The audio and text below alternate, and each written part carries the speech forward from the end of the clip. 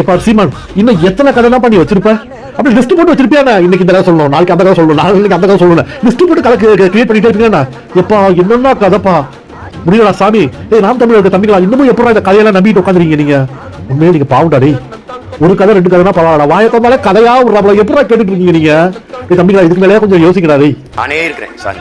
அதிகாலையில் எங்க அண்ணன் சூசை என்ன முள்ளிவாய்க்கால் அந்த காட்டுப்பதில் தென்னை மரத்துக்கு இடையில கூட்டிட்டு போய் அங்கே நம்ம பிள்ளைகள் எல்லாம் பயிற்சி எடுக்கிறாங்க.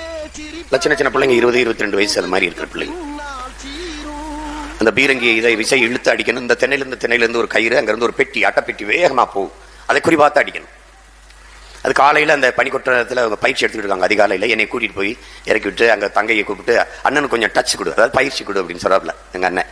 நான் இங்க இருந்து இவங்க இங்க நிக்கிறாங்க, நான் அங்க போறேன். போனோன்னா தங்கச்சி வாங்க நான் கூட்டிட்டு போய் சொல்லிக் கொடுக்குற அந்த விசையை இழுக்க. ஆமா, பயங்கர கராத்தே பிளாக் பல்ட்டி ஜிம் பாடின்னு போய் அங்கே போய் இழுக்க முடியல. கேவலமா போச்சு. எங்க அண்ணன் என்னாச்சு அப்படிங்கிறாப்ல. சூசை என்ன இல்லை ஒன்றும் இல்லை. நான் அப்போ ஒரு தங்கச்சி கிட்ட வந்து காதுக்குள்ள வந்து, அண்ணா இதுக்கு உடல்ல வலு இருந்தா பத்தாதுன்னா உள்ளத்துல வெறி இருக்கணும். நான் வருங்க திரும்பி எப்படி பார்த்தேன், உள்ளத்துல காது கிட்ட வந்து சொல்றா, உள்ளத்துல வெறி இருக்கணும்னா உடம்புல வலு இருந்தா பத்தாது அப்படின்றப்பல. அப்போ ஒரு வெறியை ஏத்திக்கிட்டு இழுத்து அந்த விஷயம் இயக்குனேன். அவ எனக்கு சான்றா இருந்தா.